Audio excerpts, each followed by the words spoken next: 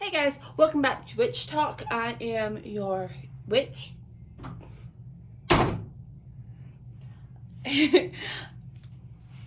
So, thank you for tuning in. And today we're going to be looking at all of my tarot decks and oracle decks. And I'll be going each and every one of them, what I like, what I don't like, and bear with me because one cup of coffee. So, let's start with my first tarot deck, and I don't have it out. Okay. Apparently I have more than I thought I did. Okay. My first tarot deck ever. It's not that one, it's this one. And I made the pouch myself. I was very impressed with myself. I was very happy about this. Okay, so it's called the Celestial Tarot Deck. And it is by Kay Stevenson and Brian Clark. And this box died years ago. So there's a reason why I have a pouch for it. But these are what the cards look like. They are based on a zodiac, stars, and it's really cool. Like, I absolutely freaking enjoy it. Like, there's 10 of Cups and it's Scorpio and like the water. And for me as a beginner, gosh, I think of many years ago, this was the first one that I bonded with, and I was in a place called Golden Temple in Birmingham, Alabama, in 5 Points, and I saw this one and another one, and I loved it automatically. For some reason, it just called to me like a sailor and a siren, and these were a little bit difficult to work with in the beginning, but once I learned this deck also got me into astrology too, and I got to learn the stars, I got to learn the constellations, I got to learn the myths behind all of these, and frankly I love it. I told you guys I'm not even done with my full cup of coffee. Ta-da! But yes, 10 out of 10, love it. It comes with a book and it gives you different it gives you like different spreads, and it's absolutely wonderful. And the book is really self-explanatory. Kay and Clarkson did a great job of this. This is definitely a 10 out of 10. So that's my Celestial deck. So many decks, so little time. Actually, we'll do this one. Okay. So this is a traditional deck. This is the deck that is the outline for all decks after it. It's the Morgan Greer Tarot. Okay. And frankly, this is one of my least favorite decks. I know that sounds crazy, but this is the kind of deck that you can use for everything. You can use for love, you can use for life, you can use for it all, but this is not one of my favorite tarot decks. I got it because it was so universal. By the way, Celestial deck, really great for spirit, and mental and emotional. Physical and love, yeah, but just to let you guys know. But if you are a beginner, I would start off with getting a deck like this, or like this, because it teaches you the typical stereotypes, the typical archetypes, and like it goes over all of them. And once you learn this, it'll be a lot easier to learn the others. I didn't get this, God, till about 4 years ago, so 9 years into my practice. Really easy, good go-to, simple. So, bam. But honestly, for me as a witch, like, 6 out of 10. And the only reason why it's getting a 6 is because it's so universal.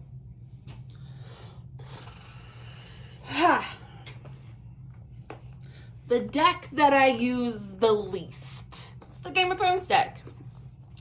It comes with a really cute little book, and it explains everything. So if you're a Game of Thrones fan, go for it. I got it just because it was Game of Thrones. Not going to lie. The pictures and the artwork are absolutely beautiful. It incorporates all the characters. This came out before the final season, so keep that in mind. This came out back when Game of Thrones was actually good. But this is not a deck I use that often. I'll have clients, or I'll have, I call them clients, but they really don't pay for my services. I just kind of help whoever. They'll be like, hey, I want to do a tarot reading. Okay, pick your tarot deck. They're like, very few people actually reach for this tarot deck. They probably reach it for a fun kind of a thing, but it's too extreme to deal with. It's not even a fun fantasy deck to deal with. It's just a lot. It's kind of like one of my fun nerd things, but it's not really one that I enjoy. So it's fun to have on the shelf. It's not really fun to work with in a magical sense. So 3 out of 10. And that's just because the artwork and the book are so thorough and pretty. So I feel like I need to take this off because now we're getting into the nitty gritties. Okay.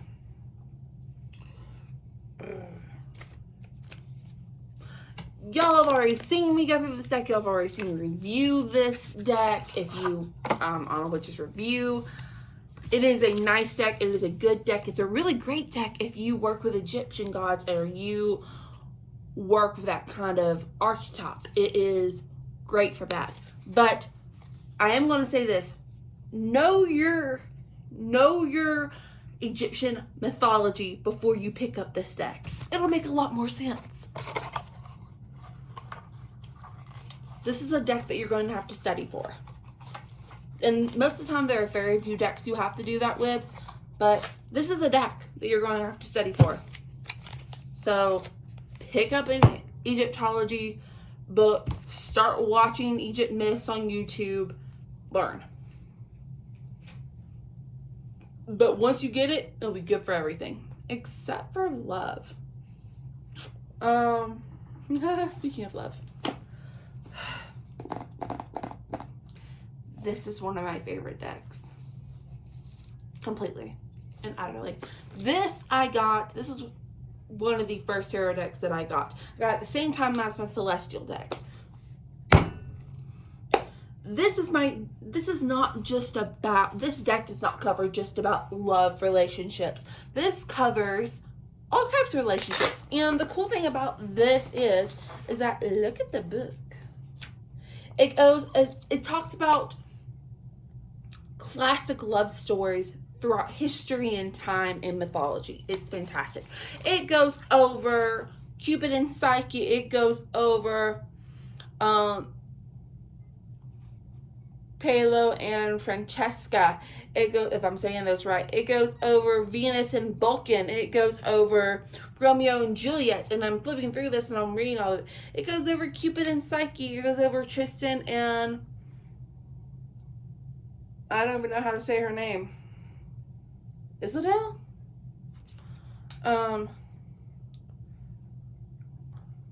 Orpheus and Eurydice. If you are a person who loves love story, it goes over Guinevere and Arthur. They're the power card. It goes over Hades and Persephone.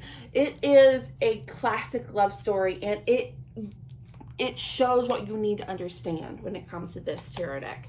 And the cards it has this big book, this tiny book, the beautiful artwork in all of this. See, that's Beatrice and Dante, Romeo and Juliet.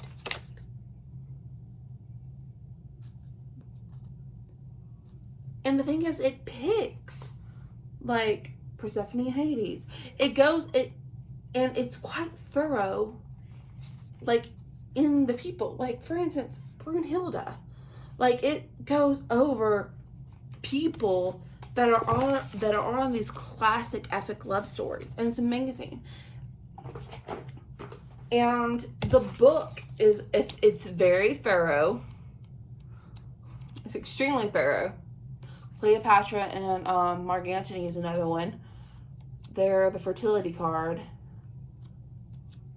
And also, it goes over the storyline, part of the storyline that it goes over. It gives you the upright, and it gives you the reversed, meaning also.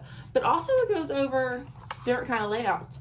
The burning question. It goes over the Celtic cross. It goes over so many type of ways. And if you want a quick reference, bam! This is a great tarot deck for the beginner. It's wonderful. And the cool thing is, if you're trying to flip through the decks and you want to see a certain spread out, bam, it comes with this, a scroll. It's fantastic. This is how I learned different layouts. This is how I learned, besides past, present, future lesson. This is amazing. Get it. Use it. 10 out of 10. And what I most love about this is that it also goes over not just romantic relationships, but not just like friendship, love relationships and friendships, but also goes over loving yourself, which is so huge. So I predicted so many babies with this tarot card. It's amazing. Okay. Like, ask the women in my family. They're just like, no. And I'm just like, they're like, any deck but that one. I was like, you want another baby? Shuffle, shuffle, shuffle. All right.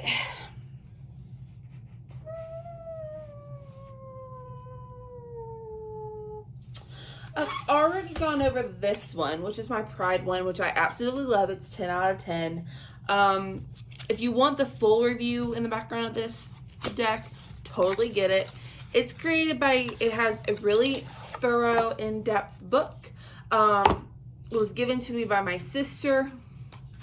It is perfect for self-growth and spirituality, and love. Oh my gosh, I love that. Look at the Queen of Wands. And there's some of these cards that I haven't seen yet. They're just so damn beautiful. The Wheel of Fortune, I love that. And it's very, and it covers historical moments in the LGBTQ history, plus history. And it's amazing. So, 10 out of 10. I loved it. And it's by different artists.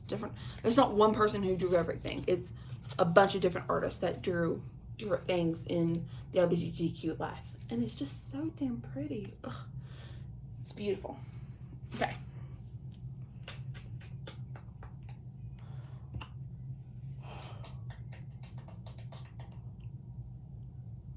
Let's do this one.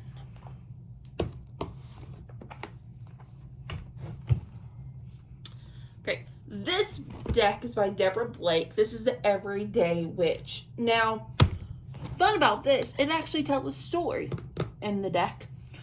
It's very pretty. I love the decks that are in boxes, like hard boxes, because they're so much easier to keep and to keep pretty and take care of. And you get this really thick, in-depth book. And you can have a place where you write notes. It's just, this is a great beginner book too, honestly, if you want my personal opinion. It's more on the happy-go-lucky side, for my personal taste, to use as like a serious, in-depth book when it comes to like reading and like when it comes to real readings and stuff. This is a book that I would definitely use to practice on. The artwork is whimsical and absolutely wonderful. It kind of gives me Kiki like delivery service vibes. See? It's so pretty. It's just Empress, the world, and it's just so fun and whimsical. It's just so cute, and it kind of, the reason why it gives me that Kiki Delivery Service vibes is because you see a new witch, and the Fool is really a new witch embarking on her own, and you get to see how they grow, and it's just freaking fantastic. This is a great, if you are a beginner and you're getting into tarot, pick this up. It's fun, it's whimsical, it's easy to learn, and also help you give you a bigger understanding when it comes to being a witch and the journey of a witch. So I would do about a 7 out of 10 because it's really good for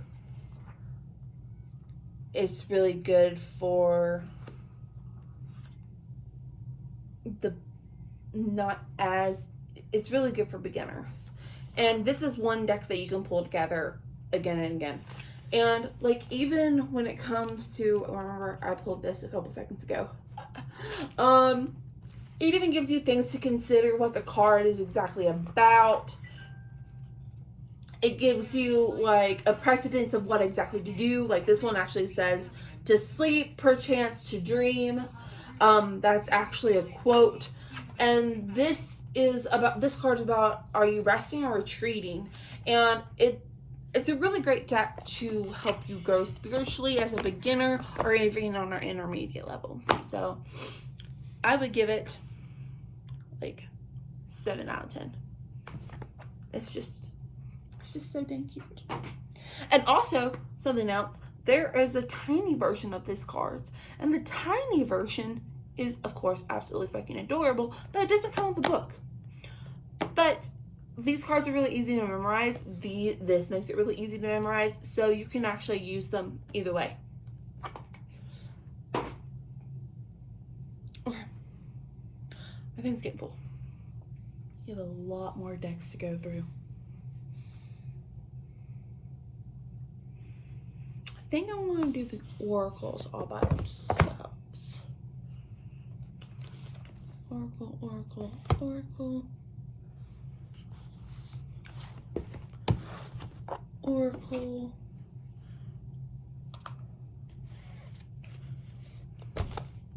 This is a horse of a different color altogether. Oracle, oracle. Okay, so that narrows it down. Cool. So let's go to this one. This is my Santa Muerte deck. This is the Saint of the Hispanic Saint of the Dead, where Dios es Muerte was named after. This is so cool to work with. I love this deck. It gives you, it's very in-depth. It's in multiple languages, which I love. And also, my favorite thing about this deck is, well, two favorite things, is that the color and the vibrant life that this deck gives is just so fucking pretty. It's gorgeous. It is truly a masterpiece. But also, my favorite thing when it comes to the cards is that it gives you advice from the dead. And it's just absolutely amazing. It gives you multiple meanings of the card, multiple things to think about, but also gives you advice from the dead, which I find absolutely compelling. Because I've been a necromancer for a couple of years, but I've really focused in trying to harness and really tune into that specific ability. And this is amazing, and I love it. So 10 out of 10. And if you are of Hispanic descent and you're a bruja, get it. You'll love it. I'm telling you ahead of time. Okay. So, okay.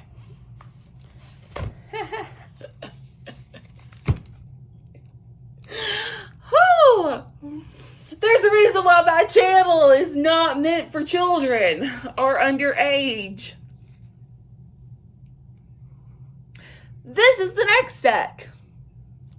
The Tarot of Sexual Magic. Now, this was a deck that I really had to hone into. Now, the images that are on these cards are not exactly child approved, but this is a subject that a lot of people tend to forget, because this is when the sex or sexual magic is when the spiritual and the physical realms collide, and it's where spiritual ties can be formed. And it really is, I mean, the illustration is absolutely gorgeous. It's incredibly, like, for me, I find this deck incredibly, like, empowering. It puts women and men on the same level, and it gives you different realms of what, and it's in different languages too. It's in 4 different languages.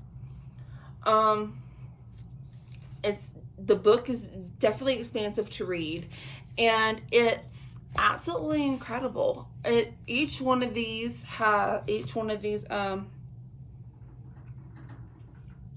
them have different names. The paintings have different names. It is made in Italy, and it is in Italian, French, German, Spanish, and English, all within this book. And it gives you, like, fears and desires, what's handicapping you on your sexual sense. And it's like, this is, for example, like the Ace of Chalices, ecstasy, the magic of the comb and brush. And ecstasy is the card and what it emphasizes, and the magic of comb and brush is the name of the painting. I found that absolutely fascinating. I have used this a lot for myself and others, and it's always incredibly enlightening to do, especially when it comes to working like this. I love this deck. But this is a deck, if you are, I mean, really, how could you just not love the artistry? It's just gorgeous. Okay, if you are getting into sex magic, which, PSA, if you are getting into sex magic, it is a magic that is very potent and very powerful. You need to do your research and not be a baby witch. I will say this. I have been a witch for 13 years. 13 years. I've trained under a high priestess. I have worked with a grand magistrate, and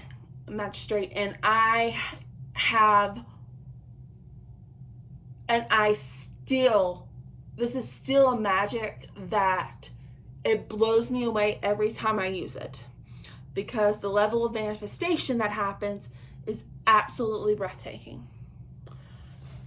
And this is a magic not to use lightly. It's right up there with blood magic. It is very potent and very powerful.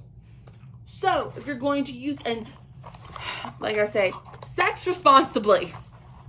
I don't know where you come from and what your background is, but PSA.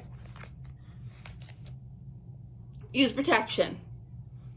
Use anti-pregnancy wards if you don't want to get pregnant. Your body, your choice.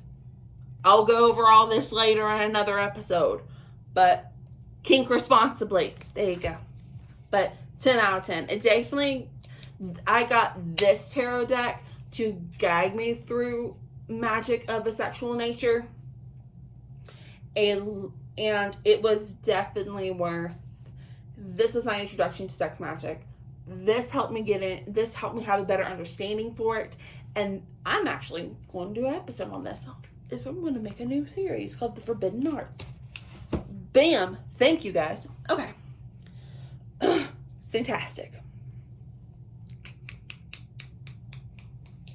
Let's do a whimsical one. Whimsical. Okay. I call this whimsical. Okay, so something else y'all need to know about me. I'm a huge literature English person. I love it to the point where it's an unholy obsession. And Charles Dickens is one of my favorite authors. Him, Emily Dickinson, Charlotte Bronte. And I would not recommend getting this if you're not a fan of his work. PSA. This is one of my fun decks. This is a deck that I use for really shits and giggles, like honestly. And I fell in love with Charles Dickens, gosh, when I was in school. And so each of these cards is based off a story or one of his works.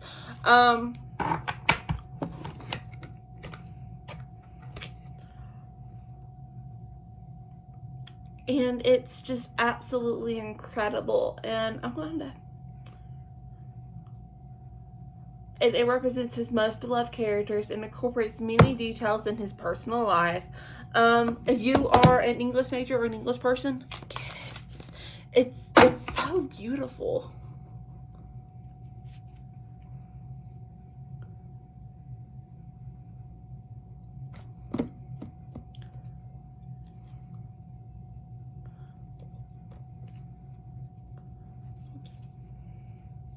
And it's put into like father, mother, daughter, son format as the as like the royalty card. And it's just, and then like the major like arcana cards represents a certain character. Like this is the death card, and it's Mary like Hogarth, and it's just, it's beautiful. And I love the gold. Precious. See?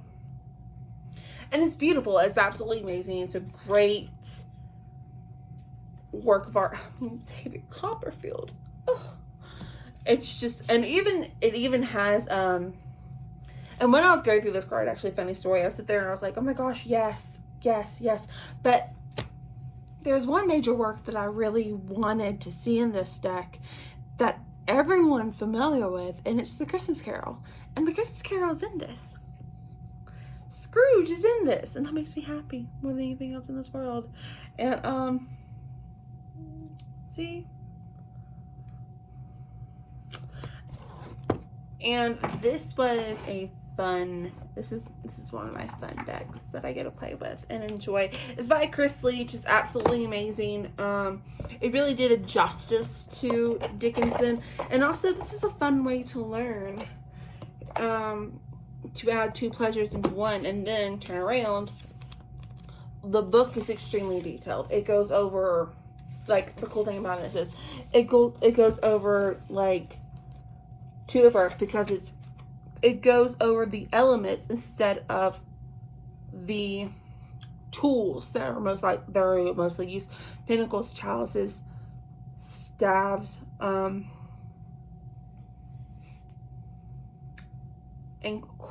well, coins and pinnacles are the same thing. I'm missing one, but yeah. But this goes over Earth, Air, Fire, Water as the major suit, as the four major suits. But this is one I find absolutely fun. So it tells you the characters, it tells you the book that it comes from, and also it gives you the shorthand of it. And then if you go to the images,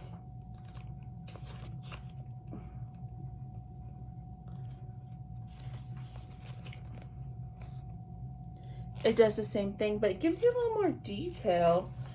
And like, for example, the moon card here,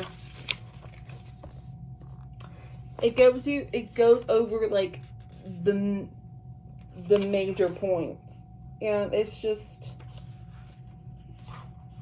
there's Chris Leach, by the way. It's absolutely fantastic. Creek Leech, if you're seeing this, it's absolutely wonderful. I love it as a intellectual and as a witch. It's just, and it's very educational. It's one way to get to know Dickinson in his truest forms, but that is one of my fun decks. When my nerd and my witch collide. It's right up there with Game of Thrones, but I like this one more than Game of Thrones. 8 out of 10.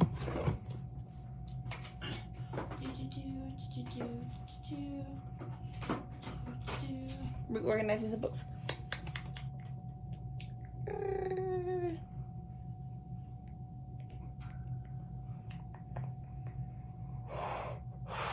Let's do one that I really work with. Okay. This was an Amazon buy, and I bought it because it was so pretty. And it's absolutely gorgeous. It's by Lilwyn, which I'm not sure if I'm saying that right, but educate me. I'm bad with the words. But it's so beautifully done. And in the book, it actually goes over what the illustration means. It goes over typical archetypes. It goes over the symbolism behind it. And this is a deck that I use for mostly emotional growth. This is a great emotional growth deck. And this is a deck that's really easy for beginners to use. It's definitely a deck that's challenging, but it's amazing. It goes over, like, it goes the artwork here on one page. It goes over keywords. It goes over the symbolism. It goes over what it means if it's paired with certain cards, or what it means if it's reversed, or what it means in the placement and reading. And then it goes over correspondence. So this is a great book to learn with, or this is a great deck to learn with. This did amazingly well. Celio Thompson did a great job, and it's so beautiful. And I saw a really big complaint with this deck. They're like, oh my gosh, the cards are so thin. I didn't mind, because these cards are hard to shuffle. And because most Tarot decks cards are hard to shuffle. And this made it a lot easier to do that. So if you need one to practice with, bam, totally worth it. 10 out of 10. Absolutely fabulous. My feminist deck. This is the Witch's Tarot deck and the Modern Witch's Tarot deck, and it is absolutely beautiful. Gosh, it's an easy beginner deck. And this is what my Woman in Power deck is. When I do like a female reading or a feminine reading, I just absolutely love it. It's wonderful and amazing and beautiful, and the deck is really easy to read. Sometimes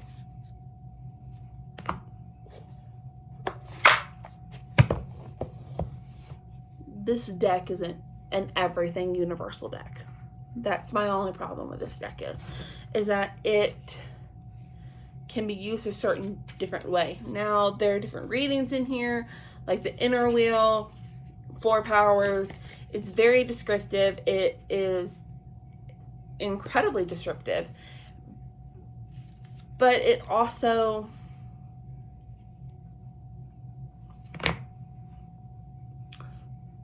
sometimes it strays from a card meaning and the traditional card meaning. So that's when you have to, and a lot of people get this confused. They're like, it's like a science where the cards, this card is a symbol. And that a funny thing.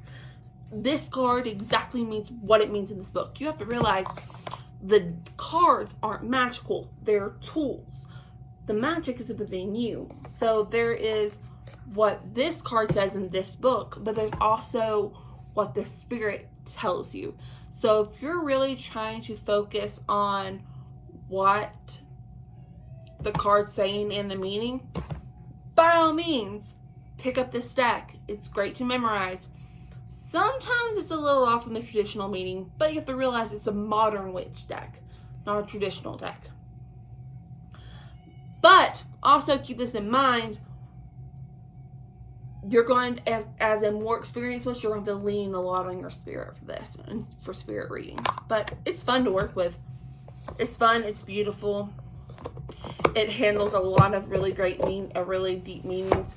Like, for instance, the Ten of Swords is a girl laying down and all the swords in her. And it got replaced in this deck, or it could be replaced depending if you decide to put it there. But you get both. You get the Ten of Cups card and the Everything is Fine card. Now, the person who decided to create this deck, because it's by Sterling Ethos. It's by, I think it's the same one who did this. No, I have another deck by them. And it is, and then the card is, and the girl that's lying down with all the swords in her has her cell phone. She's just scrolling. And the card title at first is the first card ever created in this deck. And the card title is Everything is Fine. So it really handles a lot of big themes. It's very specific. It's very leaning towards the feminine energies, so do that as you will. But still a great deck. I definitely do like an 8 out of 10. So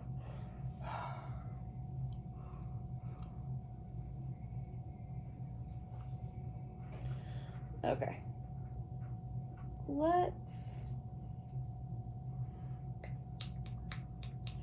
get this one out of the way, and then we'll get the others, because now we're getting to the nitty-gritty of my decks, which is very fun. Another one of my fun decks, Golden Girls. For those of you who follow my channel, I already did a Witcher's review of this. It is beautifully done. It's a lot of fun. There's not a book with it, which absolutely pisses me off more than anything else in this world. I feel like if you are a reader, and you do tarot readings a lot, divination-wise, you need a book, because different ones have different meanings. Look, it's Big Daddy. So, I like it. I still stand by my review. It's like a 6. On a reading level, it's like a 6. Because I had to lean a lot on my memory. But as a fan, it's like a 10 out of 10. It's wonderful, because it's just like fabulous. But usage-wise, let's get into one of my fun decks. Y'all get to see a lot of my fun decks. Okay. Let's do this one.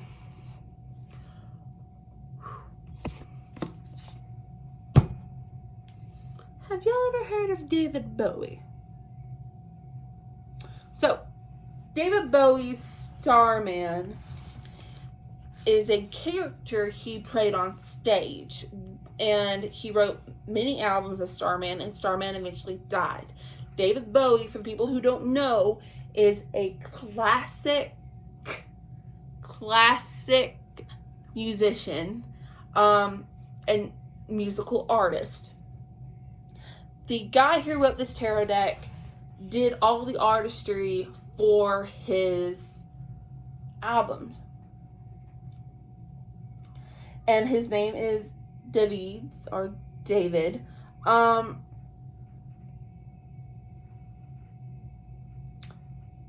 he was there with the concept of Starman. He was there to bring in all these images that weaved in, like street art and eroticism, sci-fi imagery, philosophy, shamanism, chaos theories, all woven in. This is a man who actually knew David Bowie and created the tarot deck. Now, artistry, 10 out of 10. Usage, 10 out of 10. This is a deck that will call you on your ass. Okay? This is not a deck that will tip around and like do you feel goods.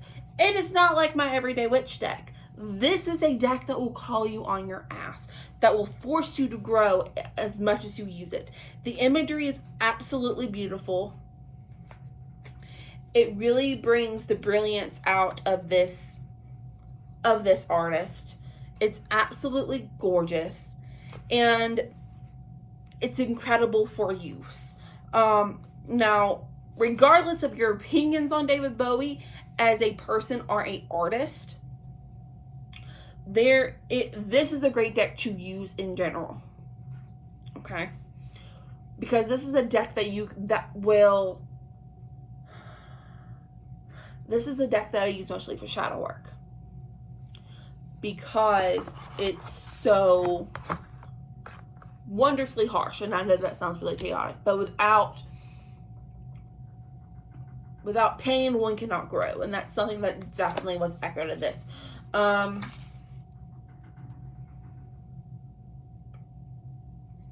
It gives you a description of a card, what it is upright and everything on the signs. It gives you the reverse meaning, and then it gives you like the challenge, or like what it's like petitioning you to do. And it gives you the history of tarot. This is a great deck. This is a deck that whatever you are, you really need to pick up and use. The authors are by David DeAngelis and Esther DeAngelis. They knew Bowie and they truly did him justice. So a 10 out of 10 all the way around. And this is a deck that you can find even in Books A Million and Barnes and Nobles. It's wonderful. Actually really funny. One of my baby witches had this, and I started looking at it and I was like, ooh. And I really liked it, and I was like, ooh. So, and I love it. So 10 out of 10. It's great for my shadow work. And I'll go over all of what kind of works I do with each tarot card and a background on each of the magics that I practice. Okay.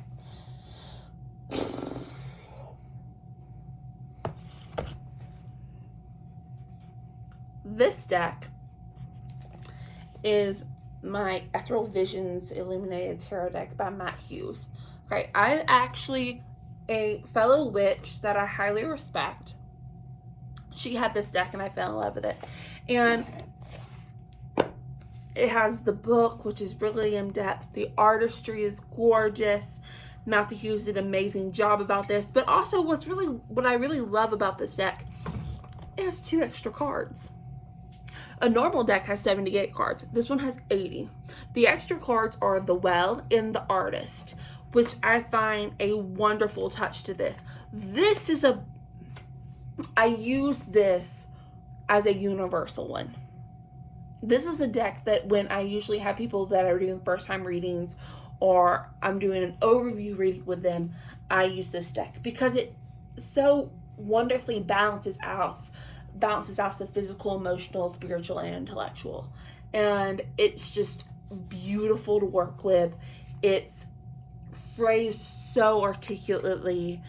It has the reverse meanings in it, and it has the correspondence, and it has the little like synopsis. It's just absolutely, this is a deck that's 10 out of 10. Like, this is a deck that if you came to me and you're like, hey, I'm a baby witch, this is the deck that I would give you. I'd be like, here. And it's absolutely, and you can see how much I use this deck because the cards are so bent. My come hither face, that was it. 10 out of 10, beautiful. And I use it a lot. A lot.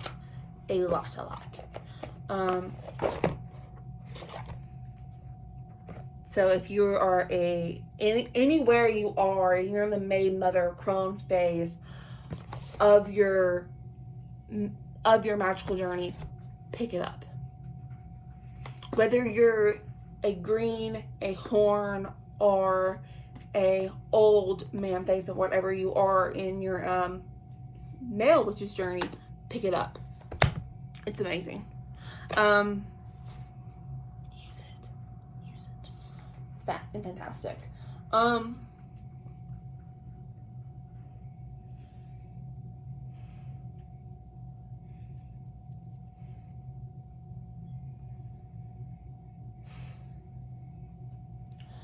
Lordy mercy.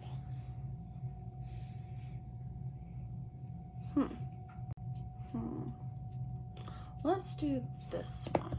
Okay. So this is a special deck that I ordered online from a very small company, and I don't remember what it is, but it's the Children of Litha deck.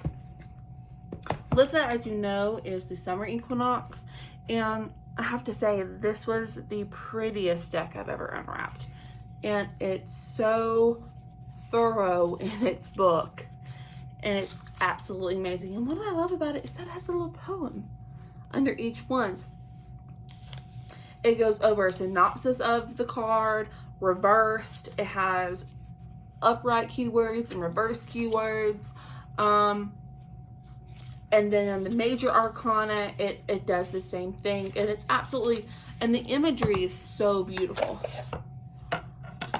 Now I got the black edition because, you know, people, I like the chaos. So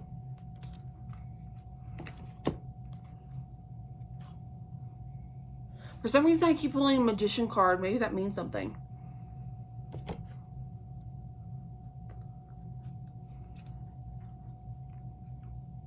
Magician and Death. I've been pulling Death a lot too.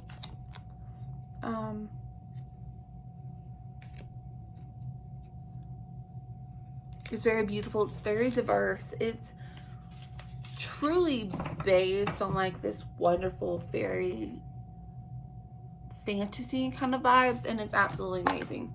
Like, I truly do love it. It's just incredible to use. And this is the deck I would recommend for everybody also. Like, this is a good beginner's deck to use. But the thing is, I only bring it out for special occasions. Like Litha. It's true, I do. I bring it out for the summertime because this makes me really hone in on, because, okay, I'm being very, very honest. Summer is the hardest season for me to actually enjoy. I am a fall, spring, winter kind of person. I was born under Scorpio. I have an association with death, so I like winter. I like when things are about to be reborn. And I like spring because that's when it's coming out of death into the renewing and the rebirth process. It's where the crone meets the maiden again, and she passes on the torch. Summer is the hardest for me to enjoy because I just can't relate. It's just like, it's just hard for me. It's this. I am a water sign, and these are fire months, so it's hard for me to relate. But this helps me get into that summertime groove, and where I really can understand that maiden and mother time step. And yeah, so it's a really great deck. I really do love it. Definitely pick it up if you are a fire sign, or if you relate really hard to Litha and those summer months. So absolutely beautiful. 100%. I don't know what the company's called. It's not on the box. That kind of upsets me a little. But it's illustrated by Alexandria Huntington.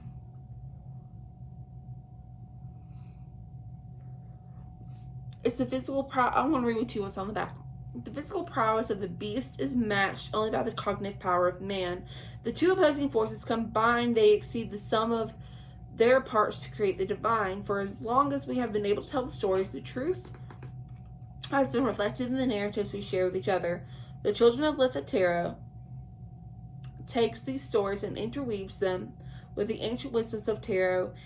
It is where the human, the beast, and the divine meet and guide you to your truest self.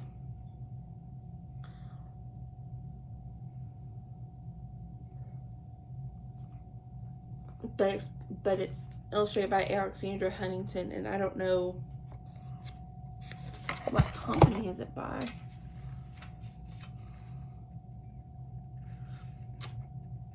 It's by, it's the Children of Litha products. And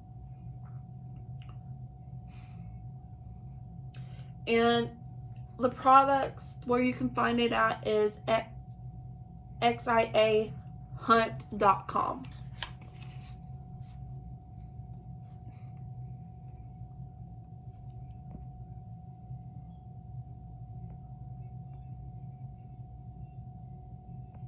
xiahunt.com. So I had to search for that. Okay. Bam. Now I'm getting more. I'll get to my funny deck. Okay.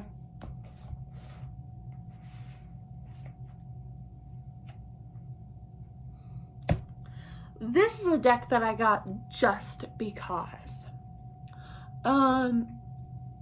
Story time. I went with a family member to go pick up another family member who was in jail. This was last year, and this is a family member. The family member I went with, I absolutely loved and adored, and I wasn't going to let them go by themselves because they're too soft-hearted and too giving. And I was like, you know what? I will go with you. So I went. And while we were there waiting for everything to get processed for the bad family member to come out, that's the only way I can describe it, the good family member and I went and grabbed some lunch, and we ran across a D&D tarot nerd shop. And this is where I found this deck. So this is the deck where I went across state lines to get while picking up a family member who was in jail. It's my funniest tarot deck.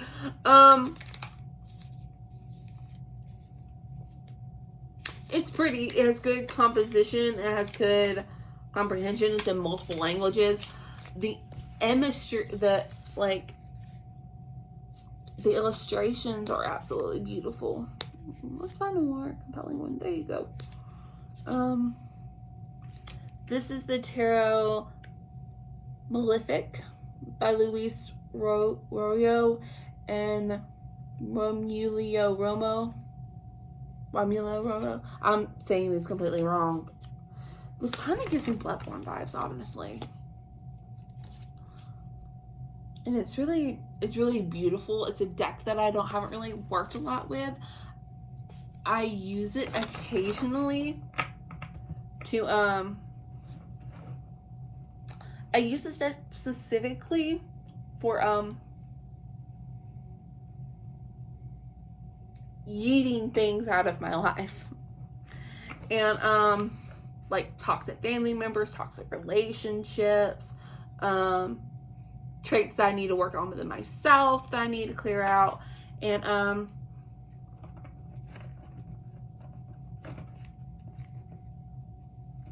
it's a lot of fun. This deck is actually created by Fournier. It's made in Spain. I really don't have much of an opinion on this one because I got it purely because of the situation and the day that it happened. I got it to... That was the straw that broke the camel's back for me to realize that I need to... Just because I share blood with somebody doesn't mean I need to put up with them in my life. So, this is my yeeting deck. Yeet, yeet. So, I can't really give you an opinion on this one, honestly. What I've used it's pretty sound to. So far, my experience has been good. But I haven't used it a lot to be able to give it a true opinion to it. Maybe I'll start using it more. A yeet, yeet deck. Yeet. Okay. But I like it. It's beautiful. It's dark and beautiful. It's very it gives me Japanese Edgar Allan Poe vibes.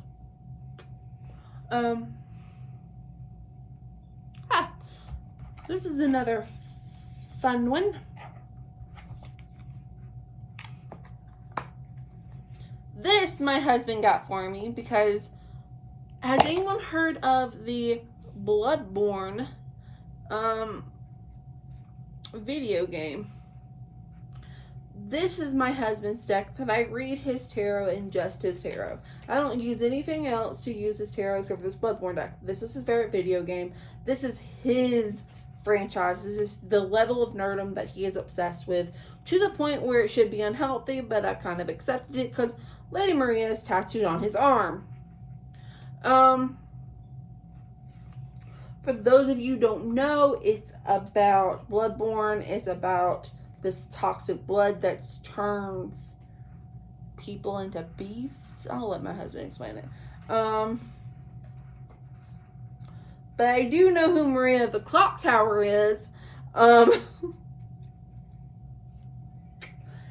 these are by the same guys who did the Dark Souls series and Shirikon.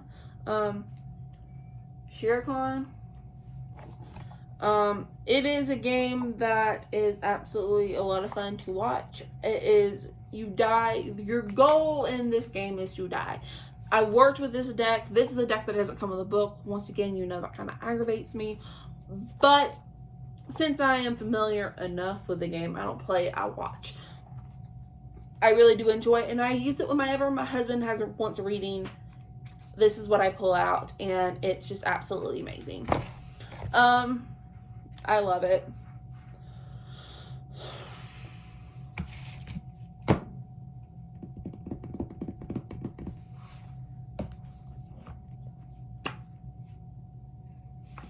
This is the Antique Anatomy Tarot, and it is beautiful. It's by Claire Goodchild. She's the founder of her company. It goes over tarot and astrology of Black and the Moon. You can find it on blackandthemoon.com. I got mine on Amazon, and it is one of my prettiest decks. It's just hauntingly beautiful, and it goes over. This is one of the. If you are in the medical field and you are a witch, use it. Apologies. And it's just so hauntingly beautiful. It's incredibly thorough when it comes to its making. It comes over from a spiritual and a physical stance. It's where beautiful that unites. I use this card personally for myself more than I do other people. But this is what I call my healer deck. This is when you are going through a shit hitting the fan situation. This is what I use. So this is the world, and it looks like a little, like, old-timey medical card. And I just love it. It's just so beautiful. I come from a medical family. My mom was a nurse. Both my grandparents was a nurse. The grandfather who just passed away, he was in a medical supply business. My other aunt worked in a doctor's office. And it's just absolutely beautiful. And I like the way they set this up, too. You know, they didn't do the regular, like the regular tarot decks. And something else that I really love about it, too, is that they have correspondence in the beginning of the book. And table contents. So, elixirs, rods, coins, and blades. Those are the name of the suits. It goes over introduction, the history of tarot, major and minor arcanas, numerology in tarot and how it goes with, astrology in tarot, colors in tarot, and elements of tarot. It goes over caring for your deck, which we're going to go over in a minute. Ways of using the deck. You can actually use the deck in spells or in journaling. Different types of spreads. And then it goes actually into the deck itself. Major arcanas.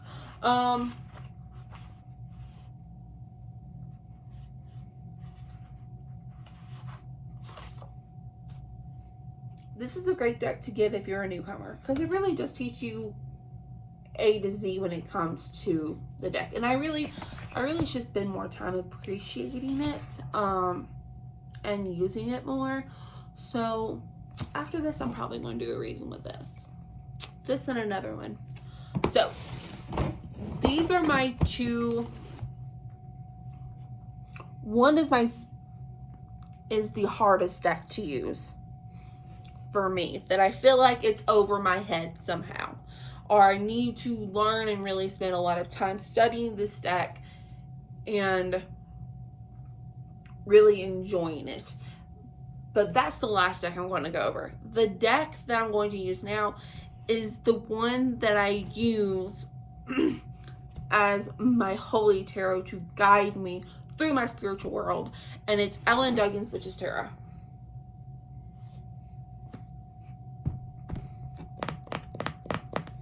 It is literally the tarot guide to being a witch.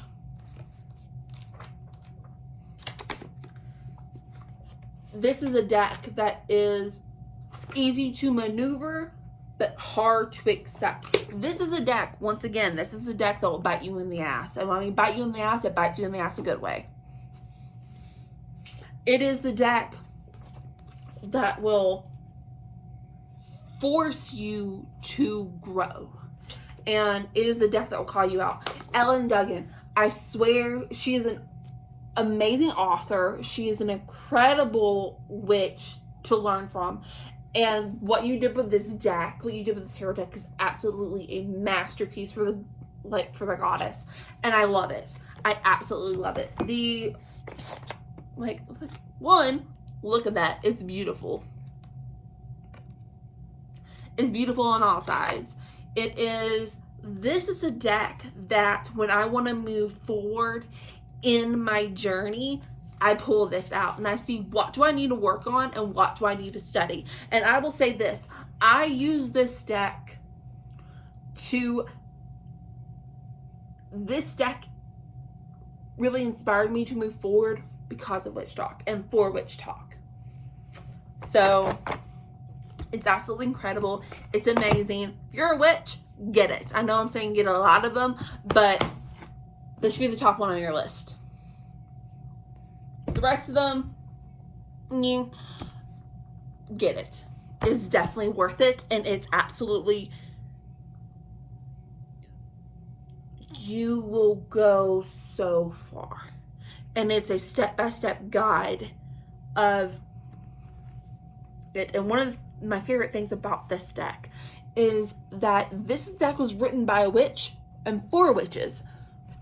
So instead of, for example, there is a card, there's usually a devil card in the deck. It's the Devil of the Death card. It got replaced by Ellen with shadow work. Shadow work is dealing with the chaos that you have lived through, or the more chaotic attributes of yourself, and dealing with it to grow in a more harmonious way. And amazing. So if I sit there and I pull this deck and it says, hey, you need to work on some chaos, I shift it to this deck. And I go, okay, what specifically do I need to work on? So this really keeps me in the path of where I need to go and what the universe needs to tell me. So everyone should have goals. Everyone should have goals. This tarot deck is not like any tarot deck I've ever picked up. It's not even a tarot deck. It's divination cards.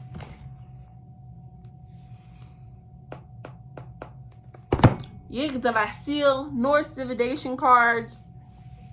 Reading of the 9 worlds of Norse mythology by Hecker Halderson with G. Hulk. I probably killed all that. I'm so sorry. I did not mean to contact me and correct me, because believe me, I know. This is 81 cards in a 216-page book. This goes over the 9 different realms of Norse mythology. It is to be read of the 9 realms. And it is, oh gosh, it's Loki. Oh, Loki. And it goes over these beings of Norse mythology. And if you are a Norseman and a heathen and you want to learn more, this is a great way to do it. But this is just like the Egyptian deck, where you need to do a bit of studying before using the deck, because they have a lot of references and a lot of things that you're going to miss and you're not going to appreciate about this deck if you don't use it. This is the deck. This is a deck that is completely out of my zone, that I absolutely love. My husband is an historian and a heathen, and this is a deck that I fully appreciate. And of course, you know, one of my patron goddesses is Freya, and his patron goddess is Scotty. So,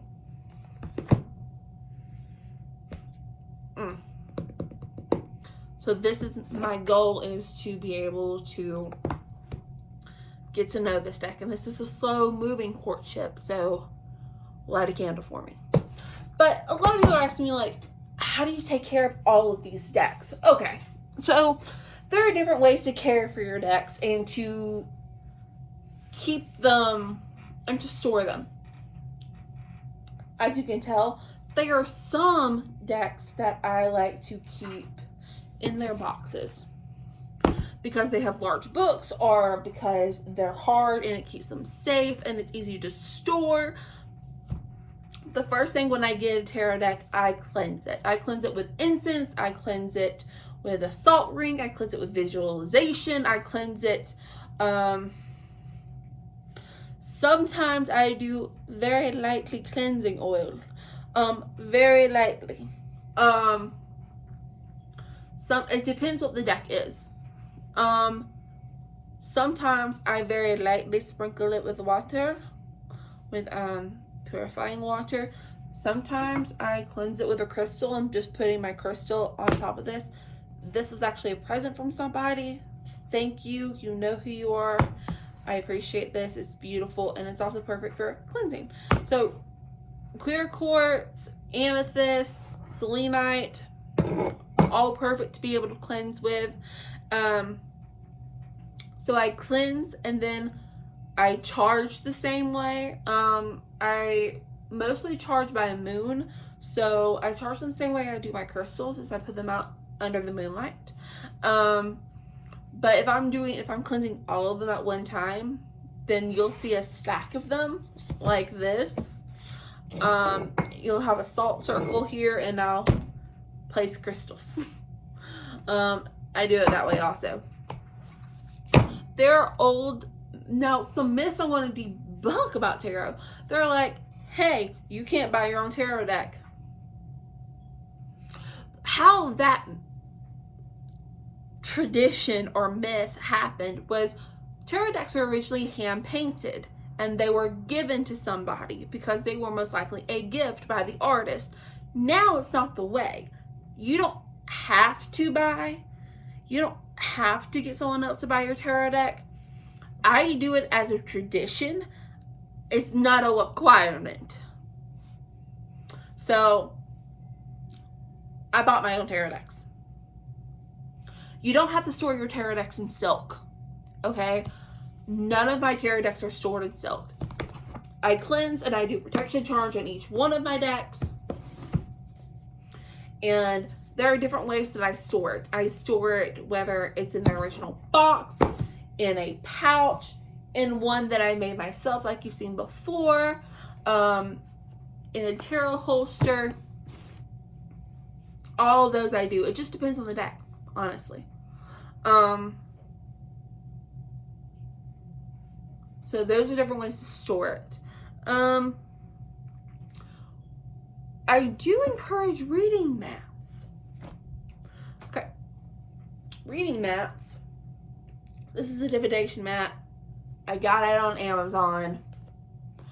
And I use it for divination for multiple reasons. It can be a pentacle use, it can be rune throwing, it can be bones throwing, but I use it for tarot because it protects my cards.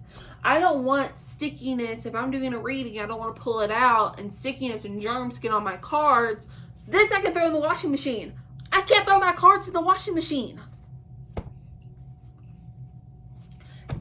And I would recommend getting a bigger one. This is actually created by a fan. Thank you, my sweetness on Elm Street. And I use it. I lay it out. I have one. My other one I keep in my purse, and because she made me two. And then I put it in there, and along with the tarot deck that I use on a regular basis, because usually I always have a tarot deck or a oracle deck in my purse besides my tiny one, and this is what I use. So I definitely use it for protection from the physical ailments, and also if something spills online, that's definitely what I would do. And I cleanse these when I cleanse my tarot decks. Tarot decks are really not very high maintenance. I would say crystals are more high maintenance than tarot decks. Tarot decks, you cleanse them every once in a while. I cleanse them during the beginning of the 4 seasons: spring, summer, autumn, fall, autumn, winter. So I will be cleansing my decks and re-blasting them at the end of November, when the Christmas bells, when the Yuletide bells start ringing. So that's what I do. But those are all my tarot decks. And next time we will go over the difference between oracle decks and tarot decks. Let me know what you think. Let me know if you have any of these decks, what you think about them.